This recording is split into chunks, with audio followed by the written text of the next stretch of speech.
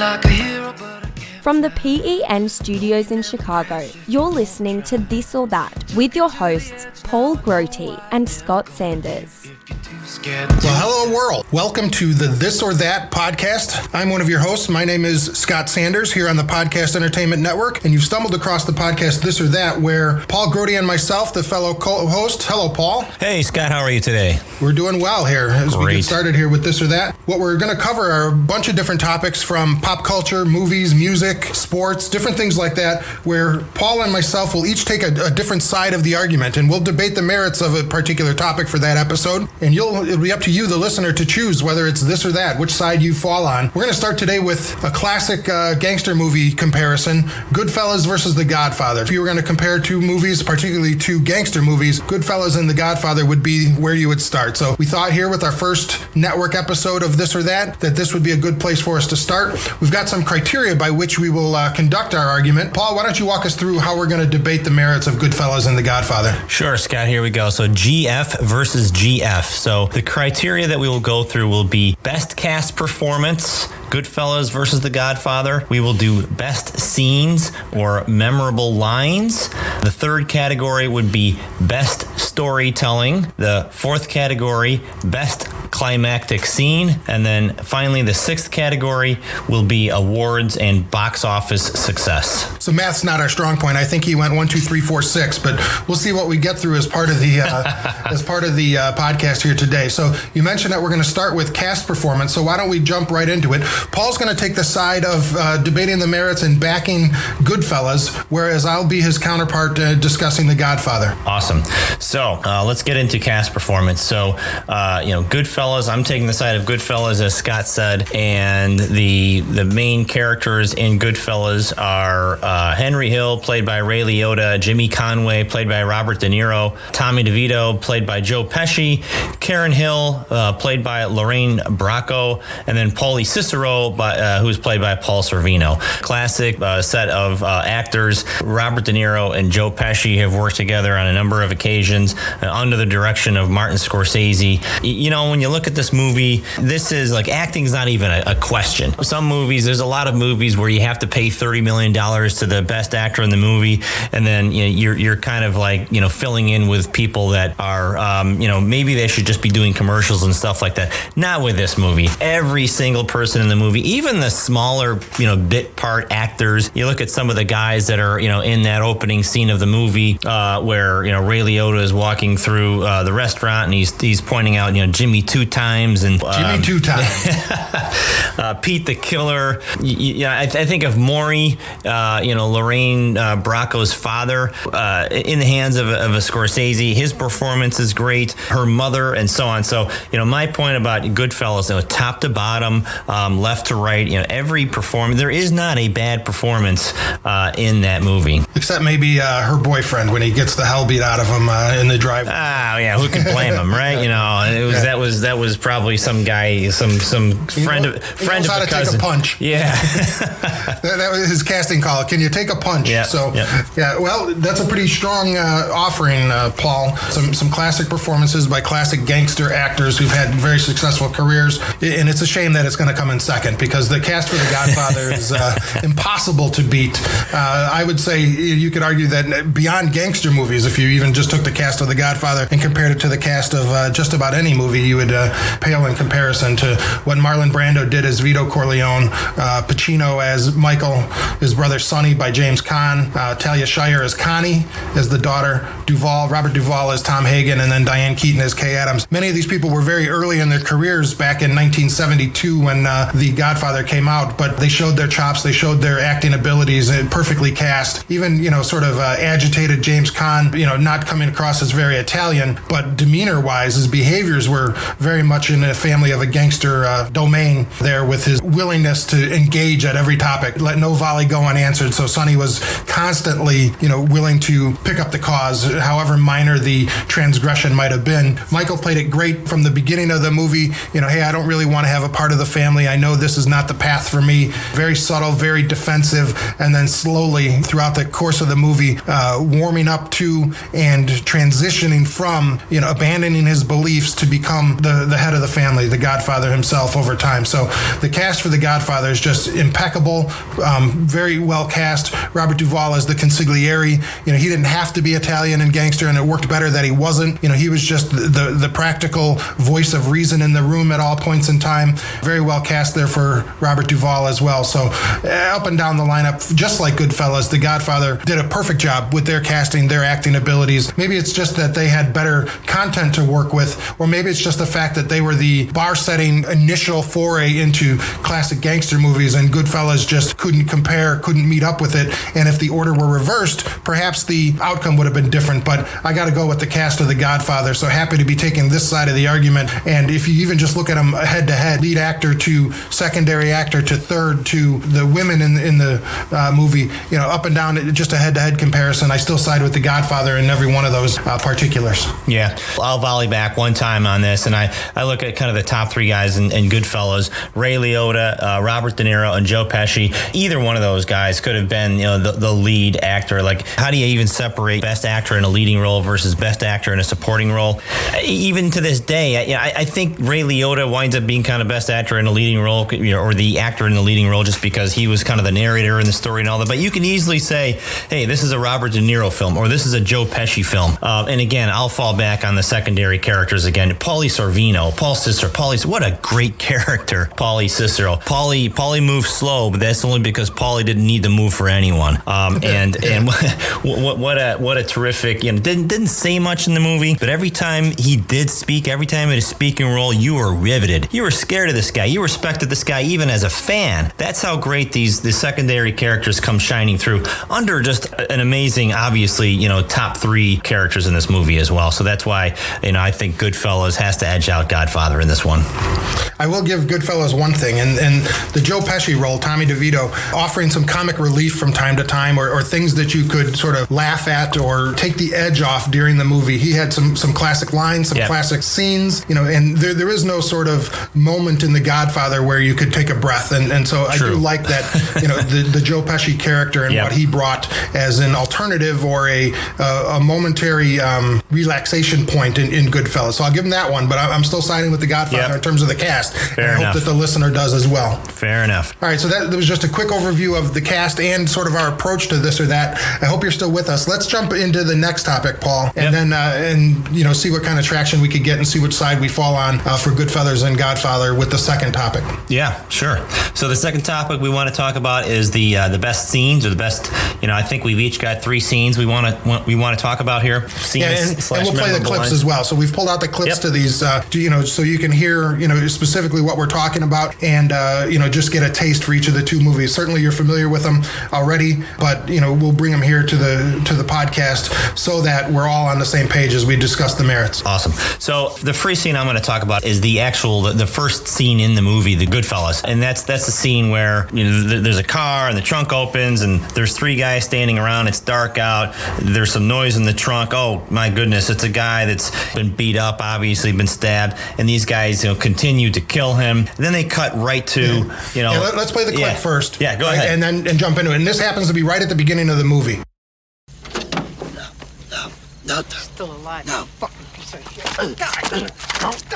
Look at me. Look at my fucking eyes. Die. As far back as I can remember, I always wanted to be a gangster.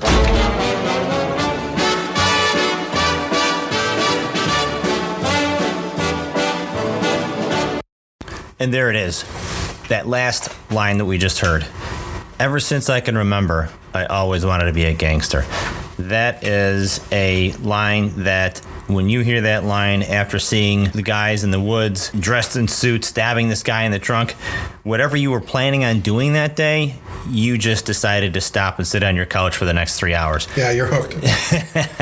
That is enticing. And that's a powerful line.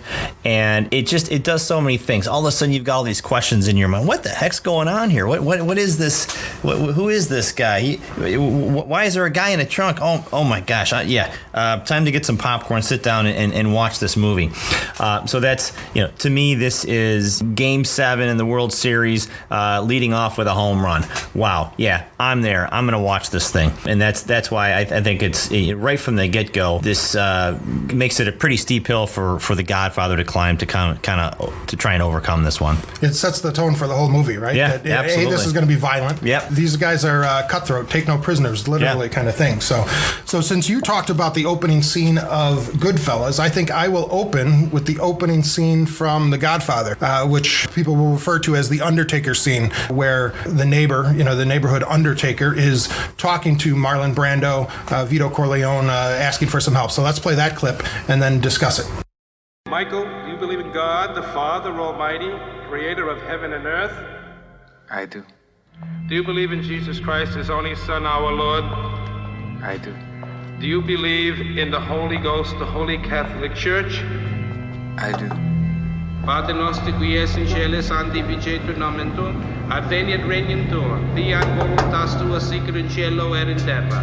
Panem nostrum quotidianum da nobis hodie, et dimitte nobis debita nostrum, sicut in nos limitibus debitoribus nostris, et ne nos inducas in tentationem, sed libera nos a malo. Amen. Michael, ingredere in templum Dei, ut habeas patem cum Christo in vitam aeternam. Amen. Credo in Deo Pater omnipotentem, creatorem caeli et terra, et in Iesum Christum Filii eius unigenitum Dominum nostrum, qui conceptus est Spiritus Sancto, natus ex Maria Virgin, passus sub Pontius Pilatus, crucifixus mortus et sepultus, descender ad inferos, tertia die resurrexer ad mortis, ascender ad caelos, seder ad dextra Dei Patris omnipotentem, inde venturis est judicare vivus et mortus, credo in Spiritus Sancto, Sanctam Ecclesiam Catholicam, Sanctorum Communionem, remissionem peccatorum, canus resurrectionem, vitam aeternam. Amen. Michael Francis Rizzi, do you renounce Satan?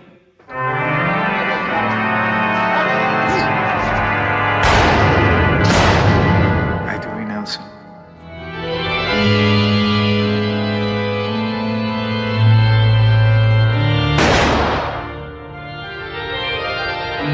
And all his works?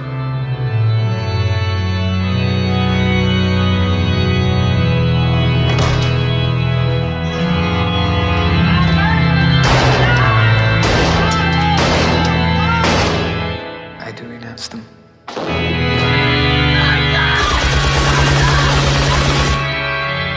And all his pomps? I do renounce them.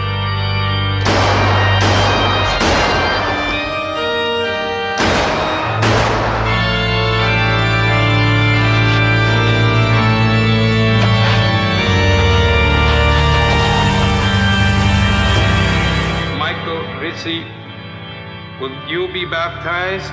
I will. In nomine Patris, et Filii, et Spiritus Sancti. Michael Rizzi, go in peace, and may the Lord be with you. Amen. So there you have it, the opening scene from The Godfather, on par or even better than the opening scene from Goodfellas, where the Undertaker approaches Vito Corleone. He needs some help. He knows where to turn when something needs to be done. He's not going to involve the police in the matter. From his culture, from his perspective, when you have a problem, you go talk to the Godfather, the all-powerful, the omnipresent Godfather will, solve your problems for you. The trouble is that Vito is offended by him because the Undertaker hasn't shown the proper amount of respect when he didn't need anything. So you can't go to the Godfather just when you have a problem. You need to befriend and show your respects to the Godfather regardless of what the situation is. And from Vito's perspective, the Undertaker hasn't done that. So he does make him jump through some hoops, but eventually he, just with sort of a nod and a calling in his friend, his consigliere, Tom Hagen, he does eventually address and solve the problems for the Undertaker, but not without making him sweat it out a little bit, because he hasn't shown sort of this implicit amount of respect that you need to show to the Undertaker, to the Godfather. But each of these scenes both being the opening scenes are setting the tone for what kind of movie this is going to be. I just think that The Godfather does it in a more compelling manner. Yeah, no doubt the listeners are going to have a tough decision to make. They're both, great opening scene. I've got to concede that. I think if you look at, how to compare these two, Goodfellas kind of hits you right away. We've got a kind of a dark scene at night. We got a dead guy in a car or an about to be dead guy. We've got a violent act, and then we've got some guy saying, "Hey, I always wanted to be a gangster." It's probably 45 seconds, 60 seconds. It's very quick. Godfather, on the other hand, slow roll. Yeah. You don't know exactly what's going on here at first. Is Brando's character going to get up and kill this guy, or is he going to react violently, or is as you pointed out, he eventually is he even going to help him at all? Yeah. Is he going to help him at all? Is he going to tell this guy to get going? So tough choice for the listeners. No question about it. I'm going to stick with Goodfellas all the way. I like that, straight to the point, punchy. Oh my goodness, look what I just heard. I'm not going anywhere, compared to Godfather, which is absolutely a great opening scene. Maybe not grabbing you quite as convincingly, or as quickly, I should say, as Goodfellas. I'll give Goodfellas two things from that opening thing. The classic line, "I always wanted to be a gangster." Yep. There isn't really a classic line in the Godfather opening scene, the Undertaker scene. Not that concise, at least. Yeah. And Pesci with the knife, right? That the audio of the slicing sound. Oh, it's awful. Yeah. Or great, Yeah. It's real. I mean, I don't know. I've never stabbed somebody, but I'm happy to say. The day's not over yet. Yeah. So, all right. So those are our first two scenes. We've got two more scenes from each movie. So let's jump into the second scene. Again, this one from Goodfellas. Yep. Okay. All right. Scene 2 from Goodfellas is the court scene that occurs right after young Henry Hill is caught by the police selling hijacked cigarettes. All right, let's roll that clip. Congratulations. Here's your graduation present. Listen, what for? I got pinched. Everybody gets pinched, but you did it right. You told them nothing, and they got nothing. I thought you'd be mad. Man, I'm not mad. I'm proud of you. You took your first pinch like a man, and you learned the two greatest things in life. What? Look at me. Never rat on your friends, and always keep your mouth shut. Hey, here he is. Oh, you broke your cherry.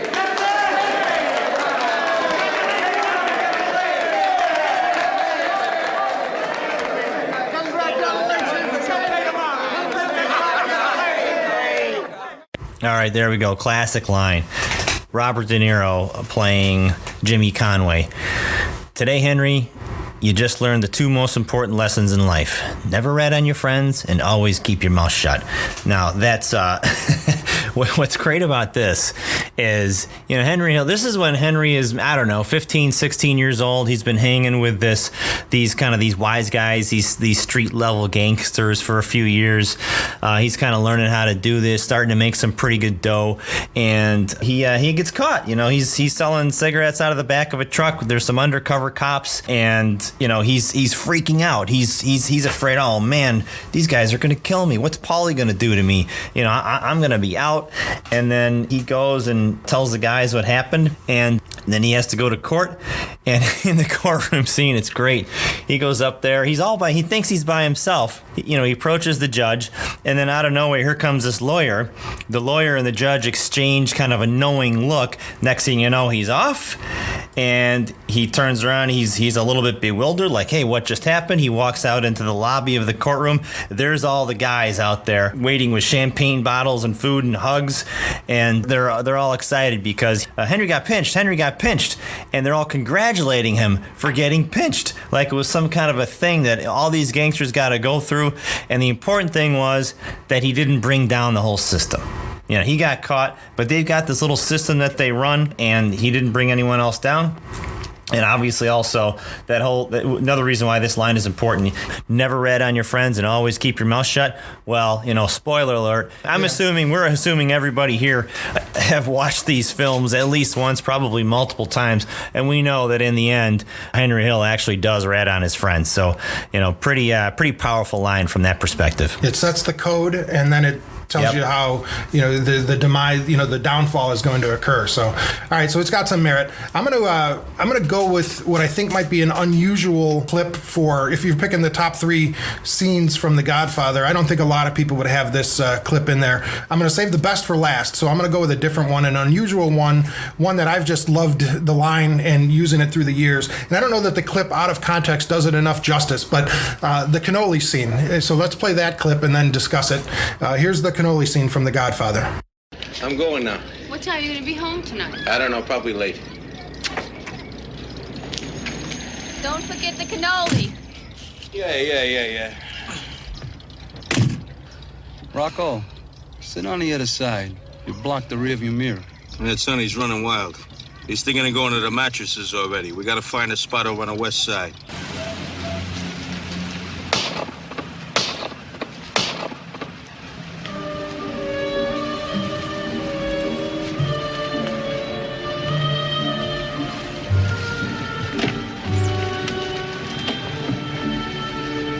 Leave the gun. Take the cannoli.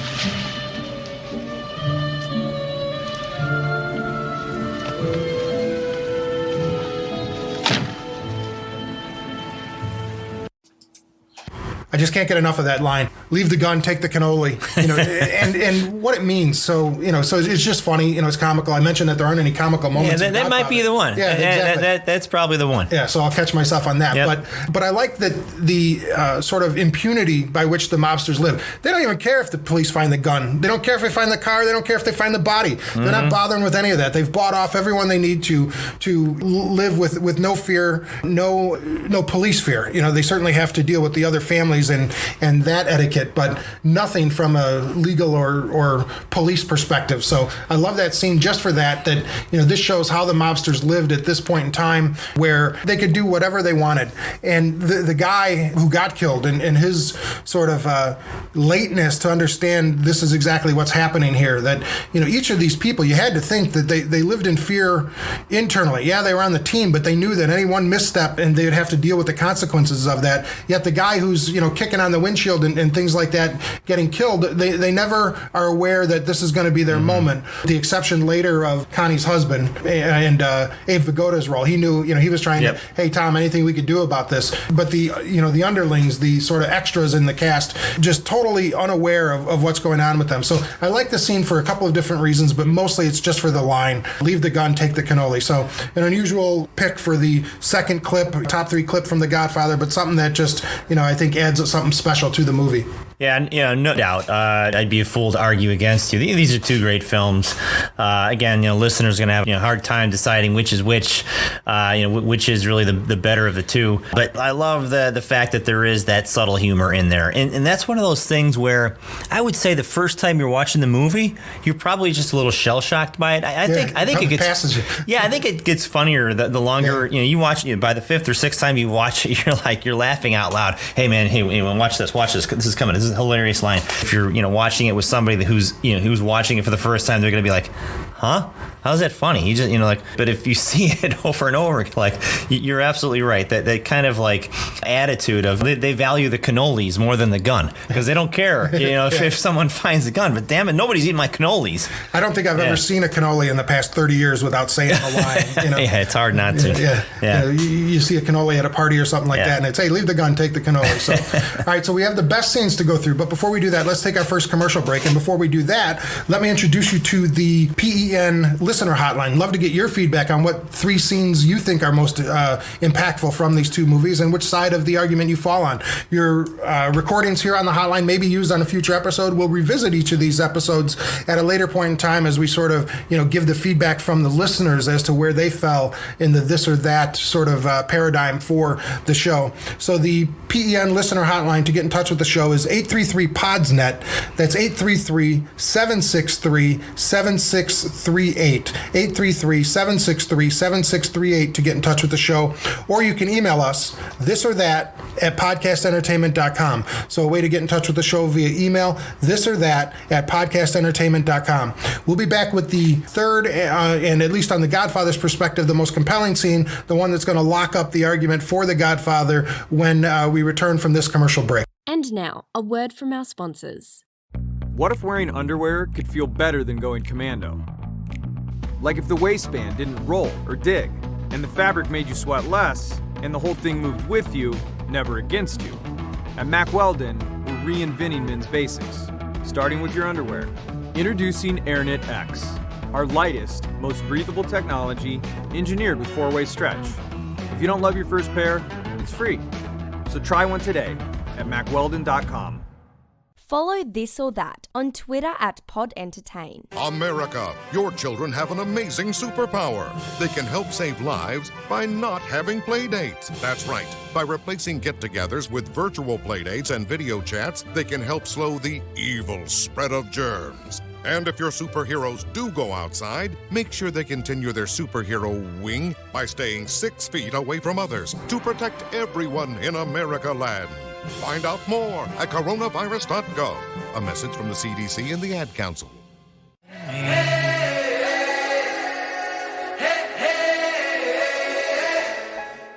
And now, back to This or That on the Podcast Entertainment Network. Welcome back to This or That on the Podcast Entertainment Network. I'm one of your two hosts, Scott Sanders, along with Paul Grote. Paul, we've still got to give the third scene from each of the movies. You're taking the argument of Goodfellas over The Godfather. I've got the counter argument to that. So why don't you go with the third scene from Goodfellas here at this point in time? Sure, absolutely. And I think everybody can probably predict what's coming because you haven't heard it yet, and you know there's only 3 scenes. This scene needs very little introduction. This is the you think I'm a clown, make you laugh scene. Just classic lines. Let's play that clip and then we can talk a little bit more about it. Really funny. Really funny. What do you mean I'm funny?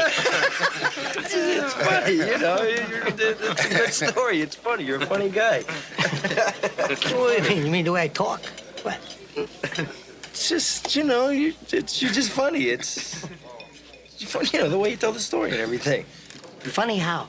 I mean, what's funny about it? Tommy, no, you got it all wrong. Oh, Anthony. He's a big boy. He knows what he said. What'd you say? You're right. Funny how? What? Just, you know, you're funny. You mean, well, let me understand this, because maybe it's me, I'm a little fucked up, maybe.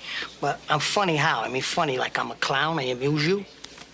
I make you laugh? I'm here to fucking amuse you? What do you mean funny? Funny how? How am I funny?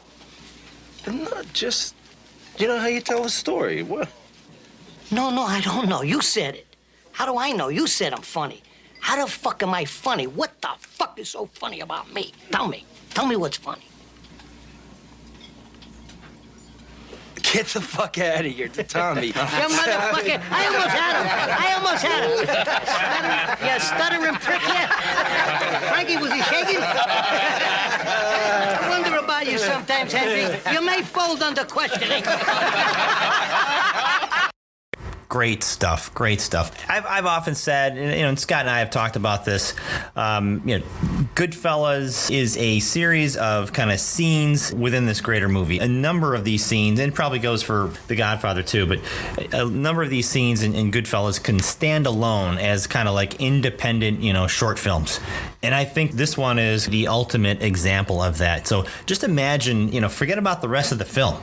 You can literally start. You can release this as kind of an 8-minute, short film that you would watch, on HBO or something like that, some kind of special show like that. And it's this guy. You don't have to know anything about his background. You can tell right away that he's a gangster. That Joe Pesci sitting there, telling all these stories about some guy that he was bullying around. Hey, what are you doing? I thought I told you to go fuck your mama, And then slowly you're watching this other guy whose name is Henry Hill, kind of just laughing. And the filmmaking is good because kind of as Pesci continues to tell the story of what he did to this poor soul, the Ray Liotta character Henry Hill is laughing more and more and is becoming more prominently on the film, within the scene. And finally, you hear him kind of clearly say as the noise is falling in the background, "You're a funny guy."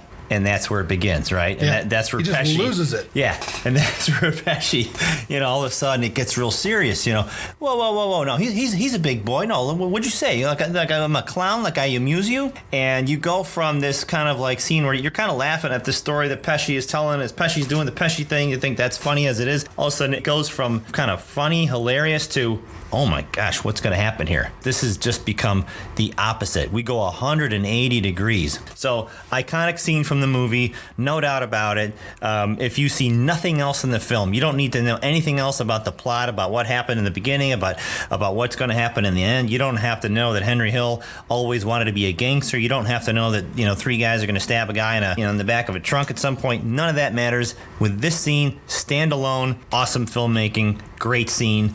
I don't know that it's possible that The Godfather could have a scene better than this one single scene. I was going to say that's a good closing argument for Goodfellas, but it's not good enough. So I loved sort of the personality trait of Pesci and his character Tommy DeVito in Goodfellas, where at any given moment he's going to flip out on you, right?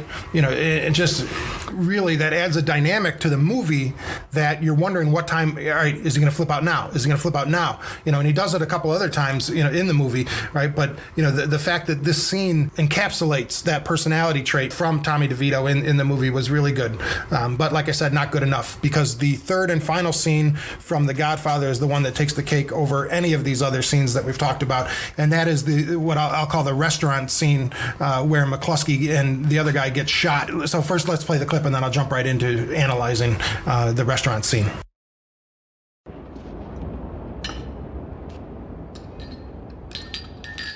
How's the Italian food in this restaurant? Good. Try the veal. It's the best in the city. I'll have it. Capito?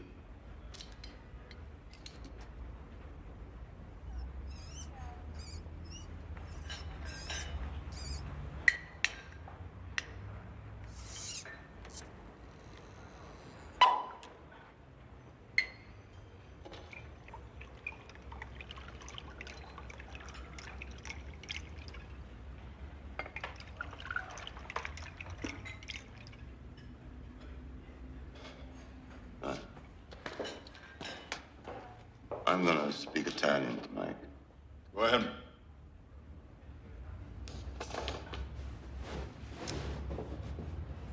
Mi dispiace. Ci sei? Tu hai sapere che che è successo tra me e tuo padre fu una cosa di business. E io hai un grosso rispetto per tuo padre, ma tuo padre pensa all'antica. E tu non lo vuoi capire che io sono un uomo di onore. Come devi sti così? Chi sai? Lo sai?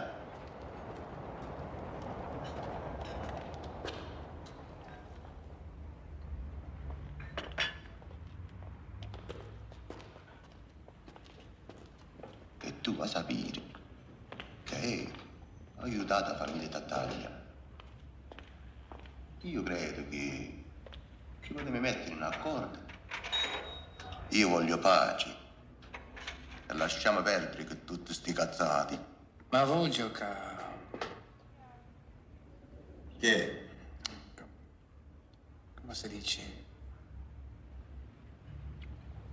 What I want, what's most important to me, is that I have a guarantee. No more attempts on my father's life. What guarantees can I give you, Mike? I'm the hunted one. I missed my chance. You think too much of me, kid. I'm not that clever. All I want is a truce.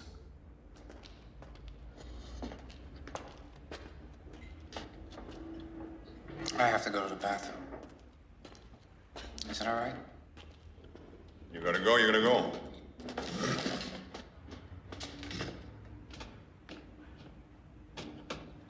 I frisked him. He's clean. Don't take too long. I frisked 1,000 young bucks.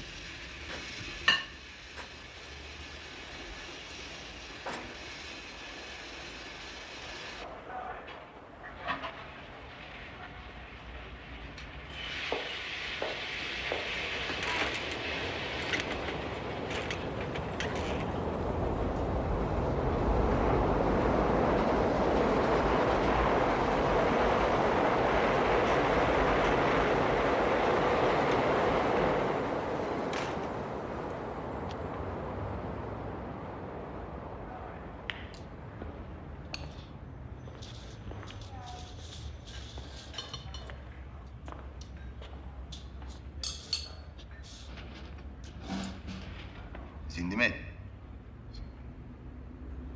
Nicolozzi, tu mi capisci, no? Sei italiano come tuo padre? Tuo padre sta male.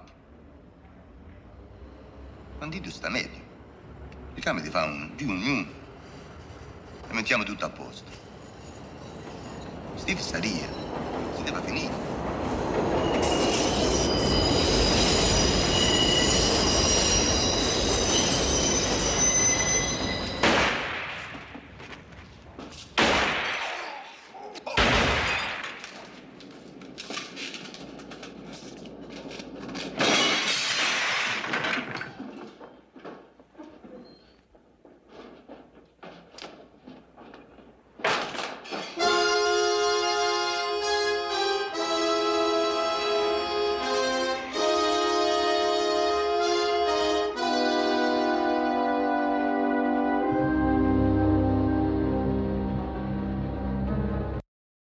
So not sure what the sound engineers pulled out, because that scene can go on for a long time. You know, there's the setup of the gun being in the bathroom for him, and then Michael going and getting the gun from there, and then, you know, the dialogue about, I need to go to the bathroom. Hey, if he's got to go, he's got to go. That kind of thing in the restaurant. The tension in that scene is just amazing, and you're wondering what's going to happen here. But what I like most about it is that it shows the transformation of Pacino's character, Michael Corleone, from this hesitant, resistant war hero guy to fully embracing the life as a gangster, life as head of the family. You know, with his dad in the hospital, it's time for Michael to step up. He volunteers, even though everyone else is trying to protect him from life in the family. He's like, no, I'm the one who needs to do this. They plant the gun for him. He's all set.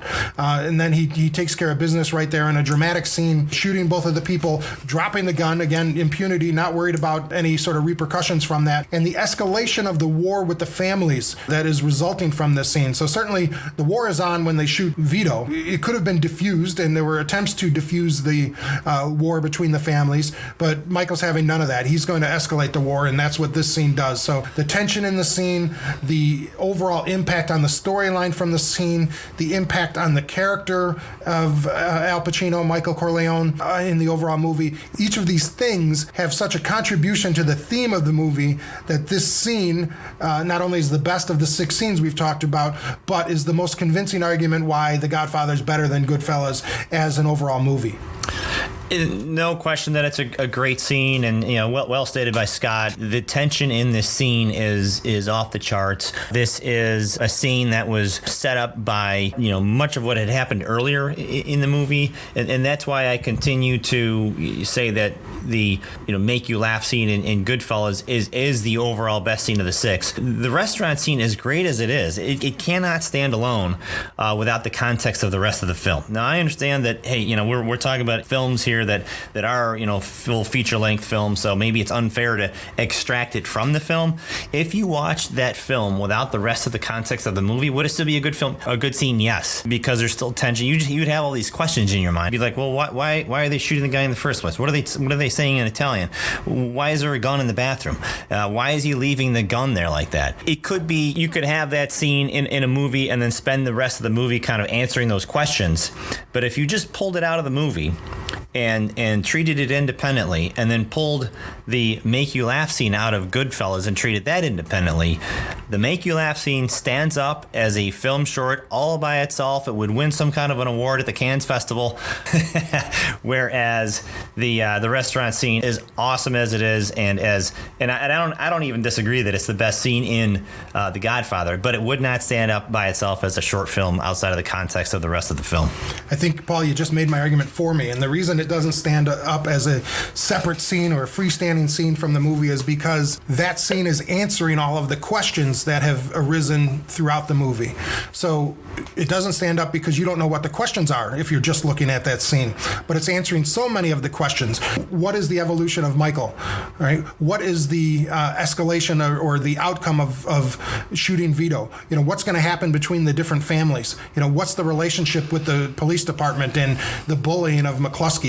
What is the sort of ability of the gangsters to plot and map out the different scenarios, put the gun in the right place. Yep. All of those things in that scene are all answering the questions, and doesn't set up any questions in and of itself, and therefore it can't stand alone because you don't know what the questions are without the rest of the movie. Yeah, absolutely. It's like, to use a sports analogy, it's the old argument about player of the year versus MVP. If the MVP is the most valuable player on the, I can't remember which is which in sports, but that is the most valuable scene to The Godfather, no question about it. But if you, and well stated, Scott, well stated, absolutely, it does answer all the questions, and that's why it functions as a terrific scene. But if you take away the context of both films, then there's no doubt that the make you laugh scene is the only one standing. Okay. All right. So we're on different, pages there. And again, that's the paradigm of this or that. That's the idea. We're making our arguments and hoping to win the listener over. So far we've talked about the cast. Great cast from both movies. But again, The Godfather's better. And great scenes from the different movies. But then again, Goodfellas is better. Yeah. So we're two phases through our analysis of the two movies. Paul, why don't you introduce our third topic, and we'll start our debate over this part of our discussion. Sure. Absolutely. So the third part is best storytelling.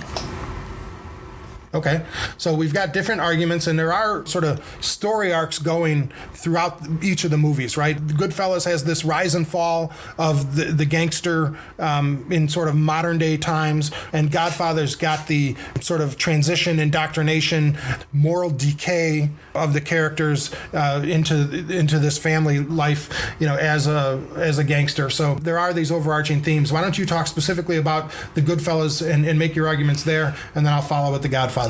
Okay, so we're talking about best storytelling. So the reason I'm going to talk about Goodfellas, why that's a better story, why there's better storytelling there.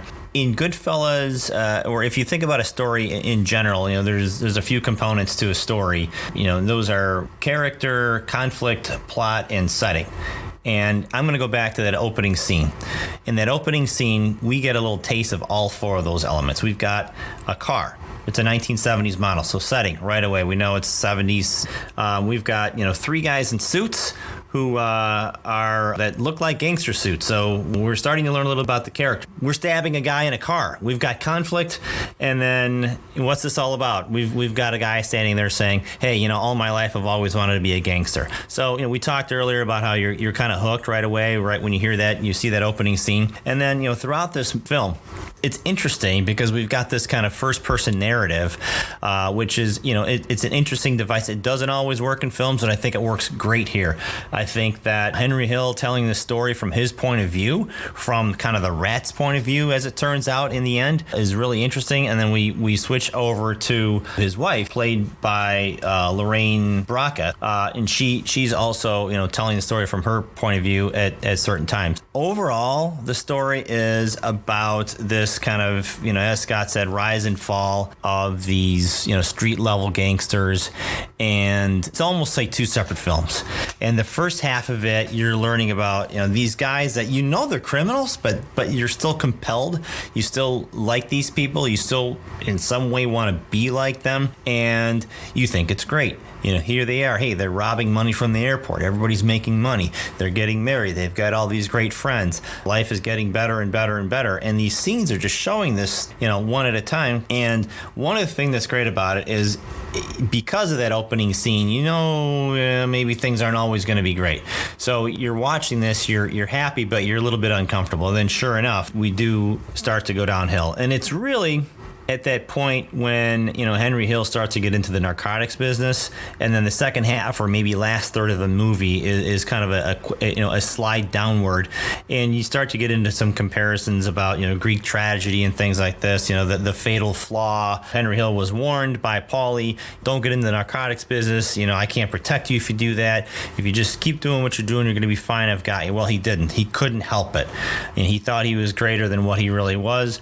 And over time, you've got this terrible slide, and he's bringing other people down with him, and ultimately in the end he essentially spends the rest of his life in this witness protection program, and it's really compared to being in jail. Yeah, it's a different kind of jail. Yeah, I like the downhill and Henry Hill. I see what you did there. Yeah. Nice. Yeah. So each of these movies has a an arc there of rise and fall kinds of aspects to it. One of the interesting things to me from the Goodfellas perspective is the voiceover done by Ray Liotta throughout the movie to aid the storyline. And you could sort of make an argument, for or against that. It does further the understanding of what's going on. It does advance the storyline and allow them to cover more ground in a limited amount of time. But you could also say it's a crutch, and if the story were that good, it wouldn't be necessary. And so, I'm going to use that again through the paradigm of this or that. I'll use that as a negative and a knock that they couldn't tell the story without all of the different voiceover provided by Henry Hill throughout the movie. And Godfather didn't need it. So in prep for our recording session here today, you're looking for some descriptions of the Godfather, and I didn't originally want to, lift this word for word, but I came across a very succinct, concise description of what the theme of the Godfather is that I liked. And so, word for word, an organized crime dynasty's aging patriarch transfers control of his clandestine empire to his reluctant son. Just a perfect description of what the Godfather is. And what I like about the theme are the individual storylines for each of the characters, starting at a lower level or secondary character, Sonny. It's inevitable that Sonny was going to flame out and die somewhere along the way, right? Too fiery, too argumentative, too much of everything in his life. And so Sonny has sort of his moments, his scenes, his action in the movie, but then that great scene, and probably one that should have been one of the top three if I wasn't so enthralled with the cannoli scene, his execution at the toll booth and how that occurred, and how the toll booth operator was in on it and everything. So Sonny flaming out, is a great little sort of mini arc in the overall arc, right? Vito's role there as the established patriarch of the family, and his sort of unwritten rules that he lived by. We're not going to get into narcotic. We're going to make sure that we behave with some level of ethics and professionalism with who we are and what we do. His struggle to hang on to the empire, right? All of that, make for great storylines for him. And then, of course, the big storyline throughout it is Michael, Al Pacino's role, and his reluctancy and slow transition into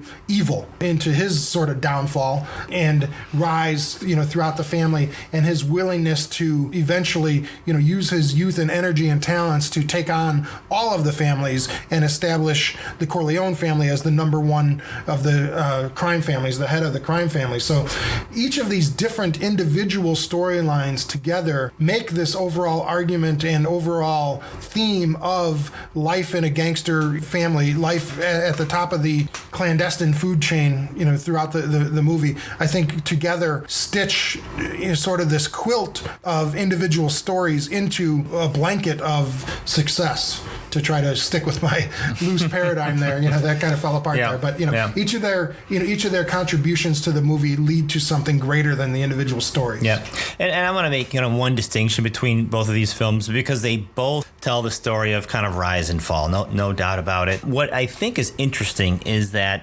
when the Goodfellas, there's rise and fall, and then that's it. It's curtains for everybody.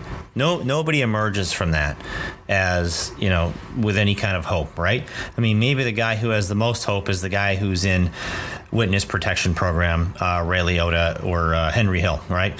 But clearly that's not what he wants to get out of life. It's his own prison. It's his own prison. It's in a prison without walls. In the closing scene of that movie, when the door shuts, the sound effect is actually a prison door shutting. Scorsese added that touch. But the difference is with The Godfather, there is that rise and fall. The fall is, kind of the old ways, Don Corleone going away, but then Michael rising. And by the end of the movie, he's on an upswing. He has gathered and consolidated power. And so, I would argue a little bit of a Hollywood ending there, and compared to Goodfellas, where it's more final, and in some ways probably more of a reflection of how life usually works. a little bit of a setting up a sequel, perhaps, for The Godfather, obviously, yeah. no doubt about it. Yep. Okay, so let's take our second break here now, real quick. When we come back, one of the next topics is the best climactic scene. So we'll get into that and then finish up our arguments for Goodfellas versus The Godfather. And again, trying to persuade you to each of our sides of the argument. So before the break, again, the hotline to get in touch with the show, 833-PODSNET. That's 833-763-7638, or this or that at podcastentertainment.com. This or That is brought to you by... Here's a thought. What if all the most essential pieces of your wardrobe, like your underwear, socks, and t-shirts, actually fit? As in didn't roll over, fall down, or ride up. Crazy, right? At Mack Weldon, we're reinventing men's basics with premium fabrics and smarter, more ergonomic design.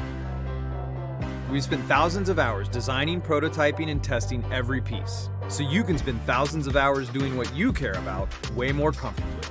Upgrade today at MackWeldon.com. Enjoying this podcast? Be sure to check out all the other PEN podcasts by visiting www.podcastentertainment.com. If you came across someone struggling with hunger, how would you recognize them? By their clothes, their age, the way they speak. Hunger can be hard to recognize. Learn why at IamHungerInAmerica.org. Brought to you by Feeding America, 200 Food Banks Strong, and the Ad Council. Get in touch with the show through email at thisorthat@podcastentertainment.com. This is This or That with your hosts, Paul Grote and Scott Sanders. So welcome back to This or That on the Podcast Entertainment Network. We've got one section to go and then our closing arguments as we try to persuade the listener to our side of the argument. In this case, for myself, it's The Godfather, and for Paul, it's arguing the merits of Goodfellas. So the last section for us is the best climactic scene, and we purposefully didn't choose the climactic scenes in our 3 scenes that we discussed earlier. We wanted to save those for this section. So let's first listen to the clip for Goodfellas and its climactic scene, and then Paul will provide his analysis and arguments, and then we'll do The Godfather. So this climactic scene involves Joe Pesci's character, Tommy DeVito, getting killed at the end of the movie. See, it's the highest honor they can give you. It means you belong to a family and a crew. It means that nobody can fuck around with you. It also means you could fuck around with anybody just as long as they aren't also a member. It's like a license to steal. It's a license to do anything. Don't have a tuna, Tommy. All right, thanks, Vinny. Hey, how many years ago was it you was made? Nah, I'm an old timer. 30 years ago. 30 years, huh? Yeah. Brings back a lot of memories. And how? Mike's Pete was a fucking pimple then, wasn't it? As far as Jimmy was concerned, with Tommy being made, it was like we were all being made. We would now have one of our own as a member. Oh, no.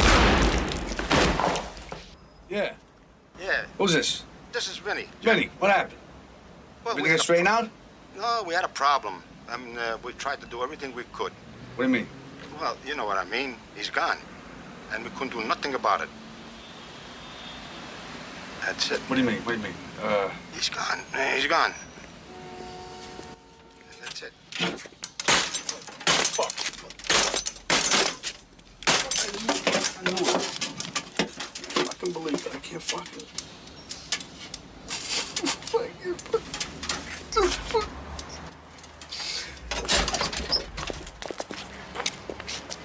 What happened? They whacked him. They fucking whacked him. Fuck.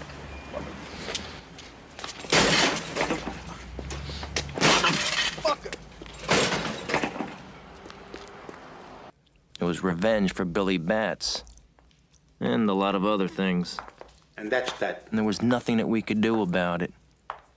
Batts was a made man and Tommy wasn't. We had to sit still and take it. It was among the Italians. It was real greaseball shit. They even shot Tommy in the face, so his mother couldn't give him an open coffin at the funeral. Okay, there we go.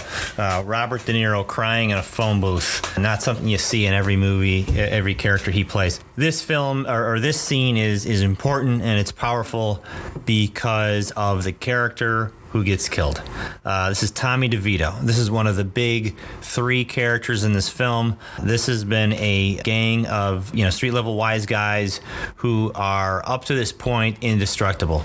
Yes, other guys have been killed, absolutely, but it's always been them doing the killing. And to this point, we have felt safe, or at least these characters have always acted like they're infallible, like they've got nothing to worry about. They're 100% confident. They walk into any room, they know they're the toughest guy in there. They walk into any room, they know that there's no chance that anybody's going to try to mess with them, or if they do, then they'll shoot them. It's just that simple, especially with Tommy DeVito. Now, he is a fly off the handle guy, so you're a little bit concerned, like, will he piss off the wrong person? Eventually he does. Nonetheless, his stature in this film makes this important. As soon as he dies, all of a sudden everything is falling apart. We didn't know to that point much about what it meant to be a made man. We learn in that scene. He's going to go off and, with these guys, and they're going to make him into a made man. And so the hope is there, not just hope, the belief that all the rest of these guys are essentially going to be protected. Nothing to worry about. They're already confident. Now they're going to be 3 times more confident. And then what happens? Rug gets pulled out. The opposite. So the emotional scale goes from one end to the other. One of the 3 characters that you didn't think could die winds up dying. Along with that, the trust that had been established is now gone, and the film from this point forward really is on that downward arc. That's why this is not only a critical scene, but the most important scene out of both of these 2 films. The whole movie is these 3 characters trying to achieve the status of being on the inside, of having made it, not like, in sort of a double meaning of that word, having achieved greatness, being, we've made the mountaintop. Right. And we've become a made man in a gangster sense. So the fact that right there at the pinnacle, at that very moment when Pesci's about to get made, and the 3 of them are going to achieve their goal, that's when, to use your word the way you stated it so well there, as the rug gets pulled out from under him. I also like that it's such a juxtaposition of, that moment of achievement is when the biggest downfall happens. Yeah. Right? It wasn't just a drive-by shooting like so often in The Godfather. Yeah, it's a punch to the gut. Didn't see it coming, and it's the film. And one of the great themes in Goodfellas is these kind of street level guys trying to make it. How do they get to the next level?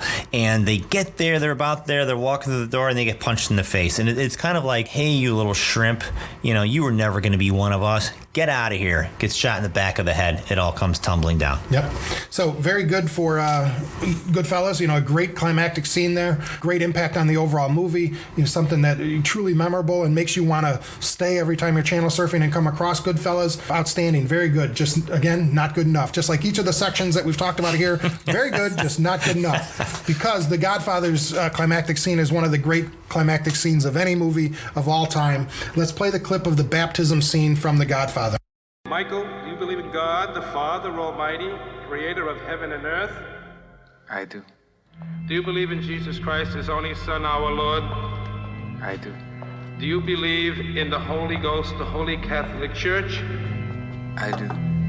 Pater noster, qui es in cielo, sanctificetur nomen tuum, adveniat regnum tuum, fiat voluntas tua sicut in cielo et in terra. Panem nostrum quotidianum da nobis hodie, et dimitte nobis debita nostrum, sicut in nos limitibus debitoribus nostris, et ne nos inducas in tentationem, sed libera nos a malo. Amen. Michael, ingredere in templum Dei, ut habeas patem cum Christo in vitam aeternam. Amen. Credo in Deo Pater omnipotentem, Creatorem Caeli et terrae, et in Iesum Christum Filii eius unigenitum Dominum nostrum, qui conceptus est de Spiritus Sancto, natus ex Maria Virgin, passus sub Pontius Pilatus, crucifixus mortus et sepultus, descender ad inferos, tertia die resurrexere ad mortus, ascender ad caelos, seder ad dextra Dei Patris omnipotentem, inde venturis est judicare vivus et mortus. Credo in Spiritus Sancto, Sanctam Ecclesiam Catholicam, Sanctorum Communionem, Remissionem Peccatorum, Canus Resurrectionem, Vitam Aeternam. Amen. Michael Francis Rizzi, do you renounce Satan?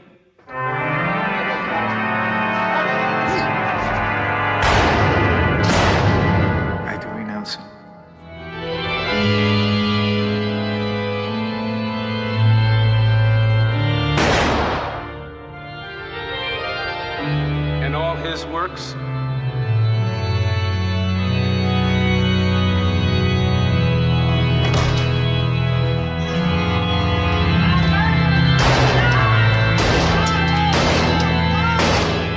I do renounce them.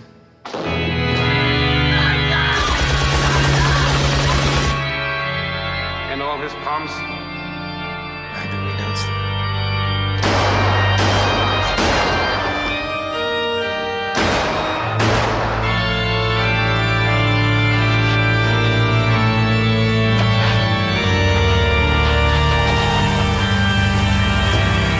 Michael Rizzi, will you be baptized? In nomine Patris, et Filii, et Spiritus Sancti. Michael Rizzi, go in peace, and may the Lord be with you. Amen. So much going on in that scene to unpack. What I like is the priest talking and that voiceover throughout the thing as all of the sort of devilish activity is occurring. The priest talking, the holiness of that juxtaposed with the unholiness of the multiple murders around the city at that very moment is a great aspect to the movie, great filmmaking. Then the words, the limited words, the dialogue from Michael, his commitment to God. Do you take God as your savior or what have you as part of that dialogue? And he's saying that, yes to all of that in the affirmative, while at the same time, all of that, again, devilish behavior is occurring across the city. So fantastic, sort of positioning there, filmmaking there. I also love that you don't know what exactly, something bad's about to happen, right? But you don't know what is happening as all of the hitmen move into position, right? The cop is starting to write a ticket. The heavyset guy is struggling to go up the stairs. What's the guy's name who gets shot in the eye? What's his character's name? The guy from Vegas. Sorry about that. The club owner, yeah. Yeah. Yep. So, he's getting a massage and what's going on with that. All of these things are happening and you don't quite know what exactly is going to happen. And then the moment comes where one by one, all of the other families are taken out at once. And the result of all of this is Michael is firmly positioned as head of the family and the Corleones are firmly positioned as head of New York, right? So, the outcome of it is very clear at this moment with some great filmmaking, some great dialogue, some great scene, sub-scenes or whatever you want to call it, micro scenes in the movie lead all of this to just a tremendous climactic scene for The Godfather. Great follow-up to the point I was starting to make a couple of sections ago about how The Godfather is actually, even though it's a rise and fall, we have kind of that tragic element in it. We also have this triumphant moment in it, and this is that penultimate triumphant moment. The juxtaposition is chilling. You've got innocent life coming into the world, being baptized, and at the same time, the way that Michael Corleone is consolidating his power is simply by brutally murdering, all of his enemies. So great scene. I can't say it's not a great scene. In my opinion, not as great as that singular moment of Pesci being killed and the fallout that occurs afterwards. That definitive slide that occurs. It's Mo Green. Mo Green. There we go. I knew if I just kept talking long enough, Scott would eventually figure. Okay, so all right, that's awesome. So that's my signal that I can wrap it up now. So I'll just say again, leaving it to the listeners. Two great climactic scenes. As you guys can probably all tell, Scott and I both adore both of these movies. We love these films, so it's hard to. I can't sit here and say that The Godfather is bad, and he's not going to say that Goodfellas is bad. I'm just saying that Goodfellas is better, and that would include this climactic scene. The only thing I'll give. So again, both great, and thank you for stating that so well, Paul. Both great. Both are the kind of movies that you stop when you see on a random. 45 minutes in, 95 minutes in, 5 minutes in. The grass isn't getting cut today, honey. Yeah, exactly. I just my day just got rearranged. Yep. Yeah, all that. And I just think that The Godfather, just does it one step better. And I wonder how much of that is because it came first. Yeah, there were gangster films before it, obviously, but The Godfather was probably the one that said, okay, guys, here's how you actually do this right.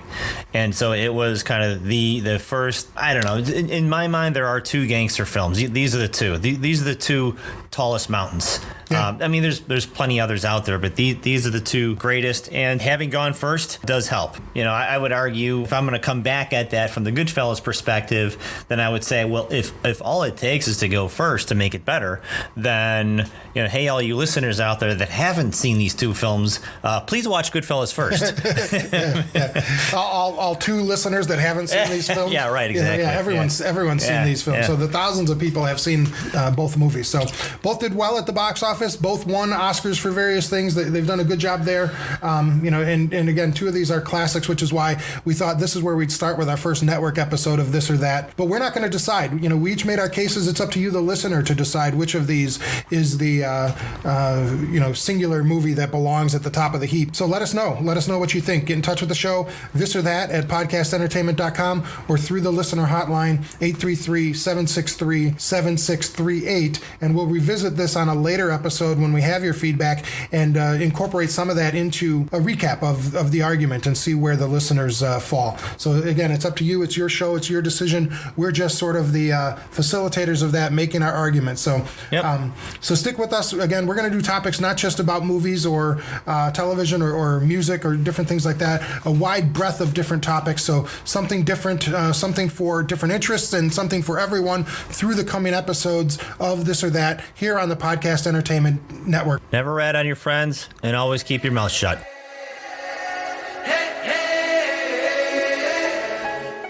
Find the This or That podcast on iTunes, Stitcher, or wherever you find podcasts.